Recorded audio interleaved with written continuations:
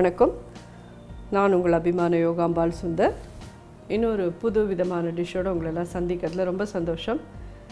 இன்றைக்கி நம்ம என்ன பண்ண போகிறோன்னா, 18ஆம் பயிறு அப்படின்னு கேள்விப்பட்டிருப்பேன். ஆடி 18, ஆடி பெருக்கு, இப்படி டிஃப்ரெண்ட்டாக சொல்லுவா அது. அதுக்கு நம்ம எல்லாம் என்ன பண்ணுவோன்னா, 4-5 விதமான கலந்த சாதம், தேங்காய் சாதம், எலுமிச்சம்பழ சாதம், புளிர் சாதம், அதே மாதிரி கல்கண்டு சாதம், தயிர் சாதம், ஏதான ஒரு ஸ்வீட் இருக்கணும். சக்கரை சாதம் இல்லை கல்கண்டு சாதம் இல்லை சக்கரை பொங்கலே சில பேர் பண்ணுவா, உங்கள் சௌகரியம். இது நம்ம ஒரு கல்கண்டு சாதம் ஒரு டிஃப்ரெண்ட்டான ஒரு இதில் நம்ம சொல்லி தருவோமே அப்படின்றதுனால நான் இதை பண்ணுறேன். நான் இதை தான் வீட்டில் பண்ணுவேன். தேங்காய் சாதம், எலுமிச்சம்பழ சாதம், இல்லைன்னா புளி சாதம், தயிர் சாதம், இந்த கல்கண்டு சாதம் தான் பண்ணுவேன். 4 சாதம் தான் நான் பண்ணுவேன். அதனால் இந்த கல்கண்டு சாதத்தை உங்களோடையும் பகிர்ந்துக்கலாம்னு சொல்லிவிட்டு நான் இப்போ இதை ஆரம்பிக்கலாமா? இது என்னன்னு கேட்டேன்னா, பச்சரிசி சாதம். இந்த கப்பால் 1 கப் சாதம். இதை ஒரு 4 கப் தண்ணி விட்டு நல்லா கொஞ்சம் குழச்சலாக வெடித்து எடுத்து வச்சுருக்கேன். இது 1 லிட்டர் பால். இந்த பாலை முதல்ல அடுப்பில் விடலாம். ஸ்கிம் மில்க் தவிர வேறு எந்த மில்க் வேணாலும் இதுக்கு யூஸ் பண்ணலாம். நீங்கள் ஸ்கிம் மில்க் யூஸ் பண்ணேன்னா அது பாலோட ஃப்ளேவரே வராது. நம்மளோட ஹெல்த்துக்கு வேணால் அது நல்லதாக இருக்குமே ஒழிய, இதை மாதிரி கல்கண்டு சாதம் இல்லை பாயசம் பண்ணுறோம் அப்படி சொன்னால் ஸ்கிம் மில்க் அவ்வளோ தூரம் இதுவாகாது. நீங்கள் எல்லாருமே இப்போ எல்லோரும் 0 ஃபேட் மில்க் அப்படின்னு சொல்லிவிட்டு கிடைக்கிற பாலை தான் நிறைய பேர் ஹெல்த் கான்ஷியஸ்க்கோசரம் சாப்பிட்றோம். அப்படி இல்லைன்னா 3% இருக்கிறது, 3% இருக்கிற மில்க் கூட அதுக்கு ஓகே. இந்த பால் காயத்தே இந்த சாதத்தை கொஞ்சம் காயட்டும். அதுக்கப்புறம் இந்த சாதத்தை ஆட் பண்ணுறேன். அதுக்குள்ளே இந்த 18ஆம் பயிறுங்கிறது என்னன்றது நான் உங்களுக்கு சொல்கிறேன். இது என்னென்னா, 16ஆம் தேதியே காவேரியை திறந்து விடுவா. அது நமக்கு நம்மளோட டெரிட்டரிக்கு சேர்கிறதுக்கு 18 தேதி ஆகிடும். அதாவது ஆடி மாதம் 16ஆம் நாள் திறந்து விடுவா. நம்மளோட டெரிட்டரிக்கு வர்றதுக்கு 18 நாள் ஆகிடுறதுனால ஆடி 18, 18ஆம் பெருக்கு அப்படின்னு சொல்லுவாள். இந்த காவிரி கரை எங்கெல்லாம் இருக்கோ அந்த ஓரத்துலலாம் இது ரொம்ப விசேஷமாக காவிரி கரைக்கு போய் எல்லோரும் அந்த காவேரிக்கு உண்டான பூஜையை பண்ணி, புதுசாக கல்யாணமானவாள்லாம் அவளோட தாலி பிரித்து கோக்கிறதுன்னு ஒன்று உண்டு, அதெல்லாம் பண்ணுவாள். எல்லாம் பண்ணிவிட்டு அங்கேயே அந்த காவேரிக்கு உண்டான பூஜையை பண்ணிவிட்டு அவளுக்கு நன்றி செலுத்துகிற விதமாக இந்த கலந்த சாதங்கள் தான் எப்பயுமே நதிகளுக்கெல்லாம் ரொம்ப பிரியமான ஒரு விசேஷம்னு சொல்லி கேள்விப்பட்டிருக்கேன். ஸோ அதனால் இந்த மாதிரி கலந்த சாதத்தை தான் பண்ணி எடுத்துன்னு போயிட்டு நைவேத்தியம் பண்ணிவிட்டு அங்கேயே எல்லோரும் உட்காந்து சாப்பிட்டுட்டு அந்த டே ஃபுல்லாக அவள் எல்லோரும் என்ஜாய் பண்ணிவிட்டு வருவா அப்படின்றது அந்த நாளில் இருந்தது. பட் இப்போ இன்னும் ஸ்டில் நம்ம அதை மறக்காமல் நம்ம வீட்டிலையே இதை கடைப்பிடிச்சுன்னு இருக்கோம். நம்மளால் காவேரி கரைக்கு போக முடியலனாலும் நம்ம வீட்டிலையே இது பண்ணிட்டுருக்கோம். காவேரி அப்படிங்கிறது எப்படி உருவாச்சு அப்படின்னு சொல்லி கேட்டேன்னா, பெண்ணை ஆறு அப்படின்னு தான் இதுக்கு முன்னாடி பேர். அகஸ்தியர் ஒரு தடவை அவருடைய அனுஷ்டானங்களை பண்ணுறதுக்கு வந்துட்டுருக்கிறது. இந்த பெண்ணையார் ரொம்ப இதுவாக ஓடிண்டே இருப்போம். அப்போ அவர் தன்னோட அனுஷ்டானங்களை பண்ணவே முடியாது. அவர் ரொம்ப சிரமப்படுவார். அப்போ நீ கொஞ்சம் நில்லு, நான் என்னோடய அனுஷ்டானங்களை முடிச்சுட்டு போய்டுறேன்னு சொல்லி பெண்ணையார்கிட்ட கேட்பா. ஆனால் அவளுக்கு இருந்த கர்வம் நான் ரொம்ப அழகாக ஓடுறேன், நான் பெருசாக விரிஞ்சு இதுவாக ஓடுறதே, நான் எதுக்கு உனக்கோசரம் நிற்கணும் அப்படின்னு அவள் கர்வம் பிடிச்சி ஓடின்னு இருப்போம். உனக்கு இவ்வளோ கர்வமா அப்படின்னு சொல்லிவிட்டு அவர் தன்னுடைய கமண்டலத்துக்குள்ளே அவளை அடக்கிடுவார்.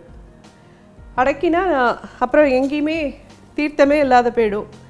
அதனால் சிவபெருமான் விநாயகர்கிட்ட சொல்லுவார், அவர் அனுஷ்டானத்தை முடித்து கண்ணை முடிந்து அனுஷ்டானம் பண்ணிட்டு இருக்கிறதையே அவர் கமண்டலத்தில் இருக்கிற பெண்ணையாரை தள்ளி விட்டுடு அப்படின்னு சொல்லுவார்.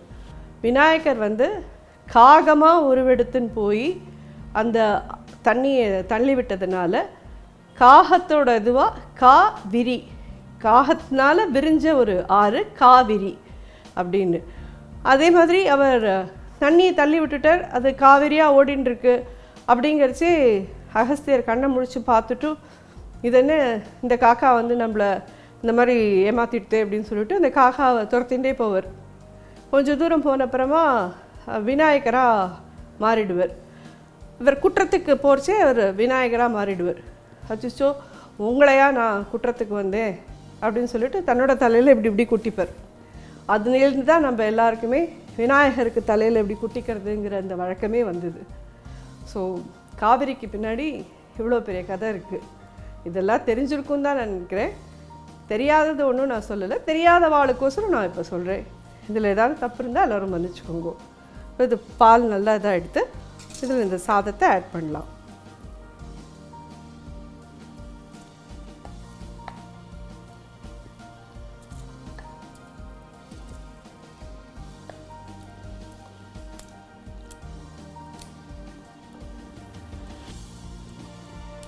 இது நான் எதில் படித்தேன் அப்படின்னு கேட்டேன்னா, காவிரி மகாத்மியம் அப்படின்னு ஒரு புஸ்தகமே இருக்குது.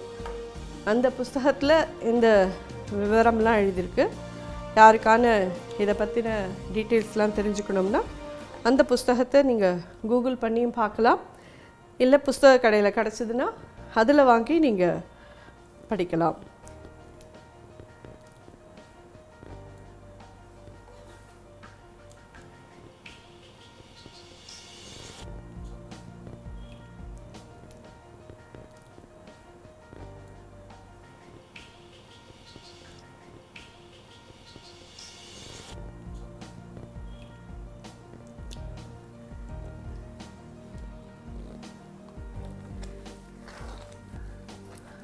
பார்த்தீங்கன்னா நம்ம விடுறச்சே எவ்வளோ தண்ணியாக இருந்தது. இப்போ சாதமும் நல்லா அந்த பால்லையே வெந்து இன்னும் கொஞ்சம் நல்லா வெந்து குழஞ்சிடுத்து. ஏன் இவ்வளோ கெட்டி ஆகணும் அப்படின்னு சொன்னால் கல்கண்டு போட்டோன்னா திருப்பி நீர்த்துக்கும் இது, அதனால தான். ப்ளஸ் நம்ம இப்போ யூஸ் பண்ணது ஒரு 1/4 கிலோ அரிசியில் சாதம் பண்ணியிருக்கோம். அதுக்கு வந்து ஒரு 300 கிராம் கிட்டக்க தேவை இந்த டைமண்ட் கல்கண்டு. இதை இப்போ இதில் ஆட் பண்ணுறேன்.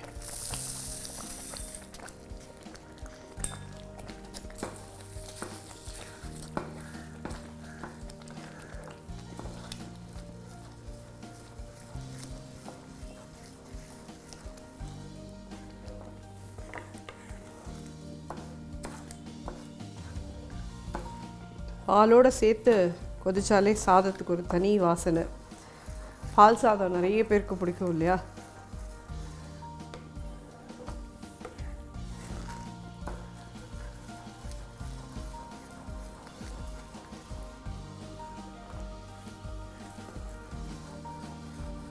போட்ட கல்கண்டு எல்லாமும் கரைஞ்சிருக்கு பாருங்க. கல்கண்டு போட்டது கொஞ்சம் நீர் துடுத்து அப்படிங்கிறதுனால இன்னும் கொஞ்சம் நழையது ஒரு 5 மினிட்ஸ் அடுப்பில் வச்சு இது பண்ணுவோம். இதை தொடர்ந்தாப்பில் நான் உங்களுக்கு அடுத்தாப்பில் புளியஞ்சாதம் எப்படி பண்ணுறது, எலுமிச்சம்பழ சாதம், தேங்காய் சாதம் 3யுமே நான் பண்ணி காமிச்சிடுறேன். எல்லாருக்கும் மோஸ்ட்லி தெரிஞ்சிருக்கலாம், தெரியாத வாழ்க்கை தான் அது கண்டினியூஸாக அது 3யும் பண்ணுறேன். இது கல்கண்டு சாதம், புளி சாதம் 2 தனித்தனி இதில் வரும். எலுமிச்சம்பழ சாத்தையும் தேங்காய் சாத்தையும் ஒரே இதில் பண்ணி காமிச்சிடுறேன். இதுக்கு பார்த்தீங்கன்னா சக்கரை பொங்கலுக்கு விடுற அளவெல்லாம் நெய் வேண்டவே வேண்டாம். நம்ம முந்திரி பருப்பு இது பண்ணி போடுறதே மட்டும் நெய் விட்டால் போகும். குங்குமப்பூ வந்து ஆப்ஷனல். நான் ஜஸ்ட் ஒரு 4 இதழ் இதில் போடுறேன். இருக்கிறவா போடுங்க, இல்லைன்னா ஒன்றும் பிரச்சனை இல்லை.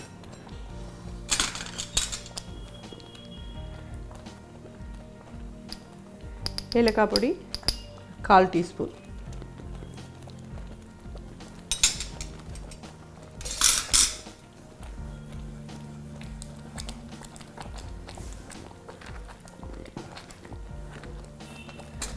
இது பால்ன்றதுனால அப்படி தான் தலக்குன்னு மேலே தெரிக்கும்.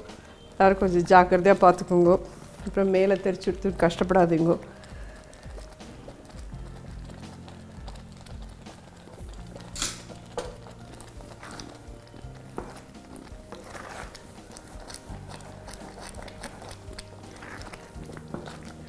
எல்லாம் முடிஞ்சுடுத்து. இவ்வளோ கொஞ்சம் லூஸாக தான் இருக்கணும் இது, ஏன்னா ஆறினப்புறம் ரொம்ப கெட்டியாகிடும் இது. இதில் கடைசியாக இந்த பீஸ் பச்சை கற்பூரம் உள்ளங்கையில் வச்சு தேய்ச்சி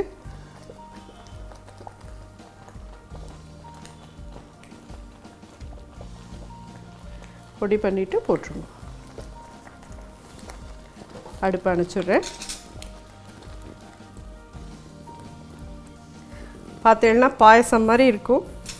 கொஞ்ச நாள் கழிச்சு பார்த்தீங்கன்னா ஒரு ½ அன் ஹவர் கழிச்சு பார்த்தீங்கன்னா அப்படியே அவ்வளோ கெட்டியாகிடும். இது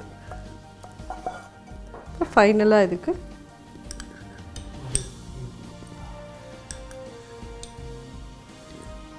ஒரு 2 டேபிள் ஸ்பூன் நெய் விட்டுக்கோங்க.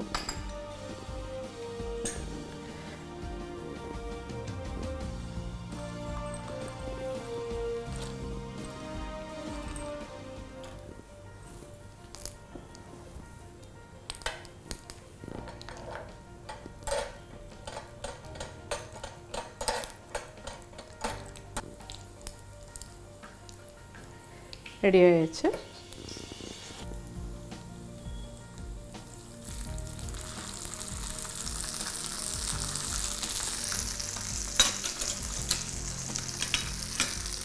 கல்கண்டு சாதம் ரெடி.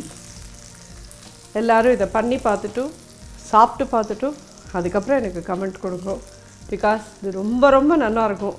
நானே சொல்கிறேன், ஏன்னா எனக்கு ரொம்ப ஸ்வீட் பிடிக்கும்னு உங்கள் எல்லாருக்கும் தெரியும்.